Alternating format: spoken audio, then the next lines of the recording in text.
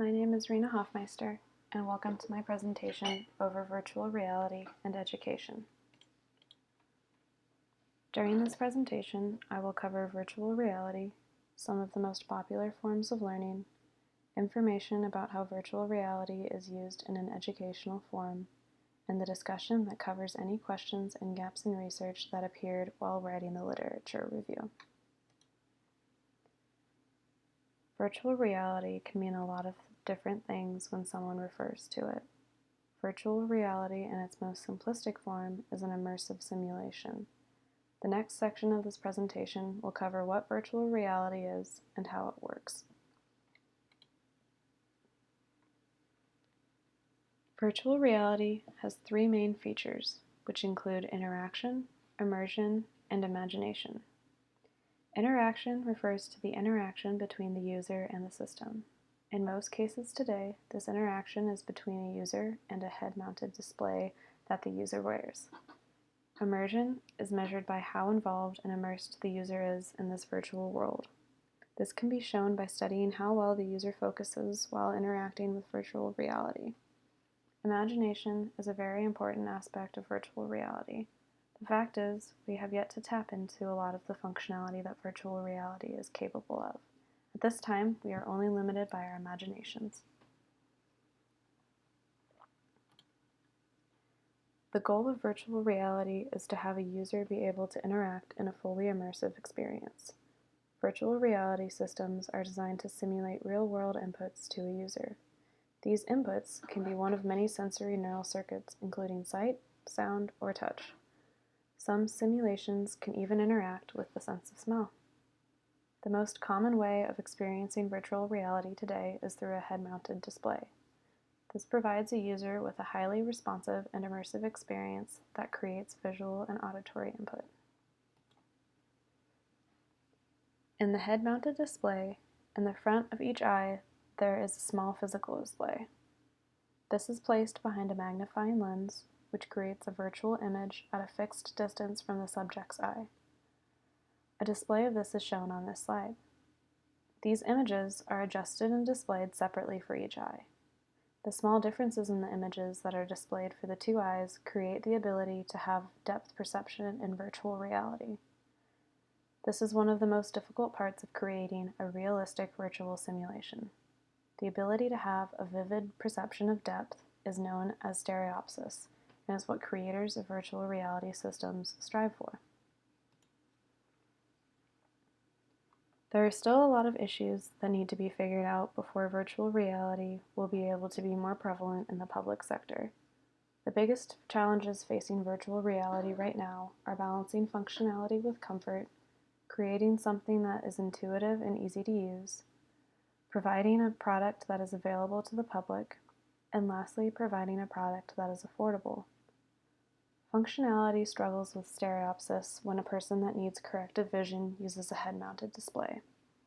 The adjustments to visual cues needed for someone with corrective vision differs from someone who has perfect vision naturally. This issue causes the user discomfort and can make a device not very easy to use. There is a strong demand for virtual reality, but the technology has proven to be difficult to develop.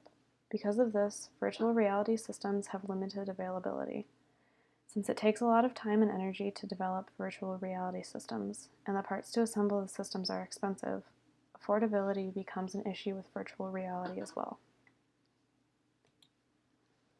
There are many different ways for someone to learn, and different people learn best in different ways. The next section of this presentation will cover some of the most popular forms of learning that can be used with virtual reality.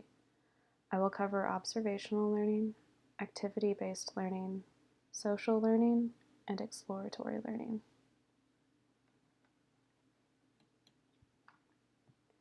Observational learning offers students the ability to learn through observing educational material.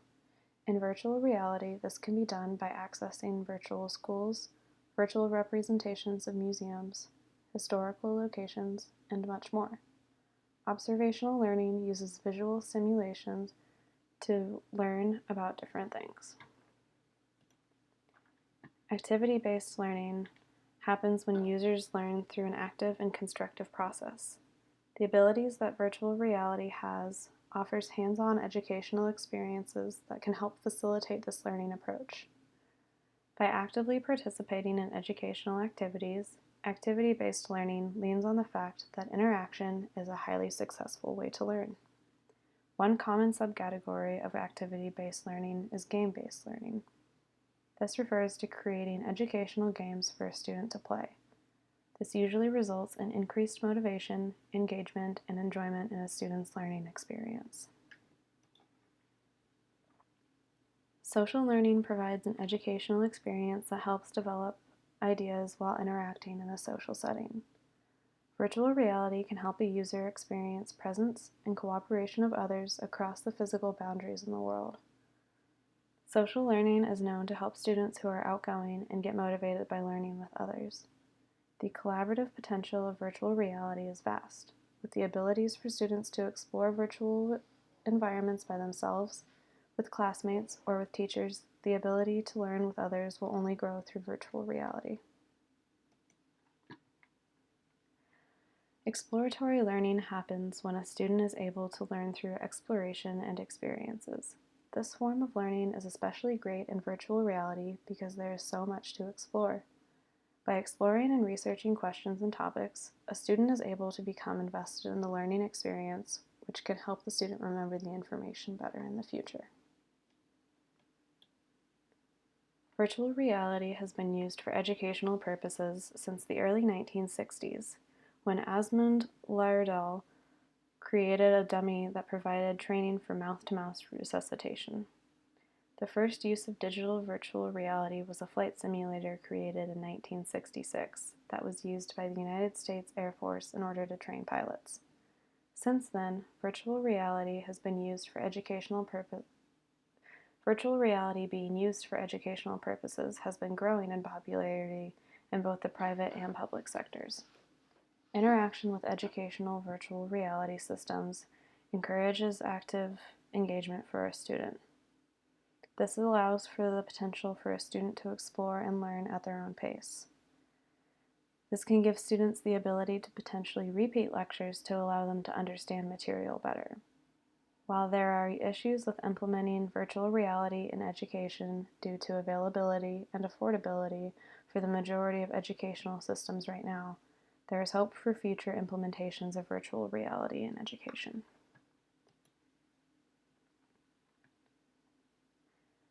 Learning with virtual reality creates an opportunity for different ways to learn. In a normal school setting, dissemination of knowledge is typically based on text and dialogue between teacher and student. With the use of virtual reality, education can now involve text in addition to powerful visual, oral, and complex sensory experiences. This can help draw students in and make them more motivated to learn. Virtual reality allows for the ability for a student to learn at their own pace. They might be able to do this by exploring different sections more in depth if they are interested or struggling with a topic. Virtual reality also helps the student learn at their own pace by providing the ability to repeat an educational activity. Studies have been conducted researching the effects that virtual reality has in educational settings. According to a study conducted by Liu, virtual reality used in education can be successfully used in maintaining attention, comprehension, and memory enhancement for students. Virtual reality being used for educational purposes is still a new venture. There is a lot of research and progress yet to be accomplished in this field. This brings up questions revolving around what is next for virtual reality. What does the future look like? Are head-mounted displays the way of the future? Or is there other technology that will be implemented for the interactive purposes of virtual reality? How will virtual reality change and reshape the way that people learn? Can virtual reality be adapted to create an educational experience that can help users with learning disabilities? Is there a way to make the system more affordable? These are all questions that arose during the literature review. Virtual reality is still very new and has the potential to do so much in the world. These questions help inspire people to keep looking forward and towards the future and to keep innovating and researching. This presentation covered virtual reality, what it is and how it works, forms of learning including observational learning, activity-based learning, social learning, and exploratory learning, virtual reality and how it is used in education, and the discussion covering questions that came up during the research and literature review done on this topic. This concludes my presentation over virtual reality in education. Thank you for listening.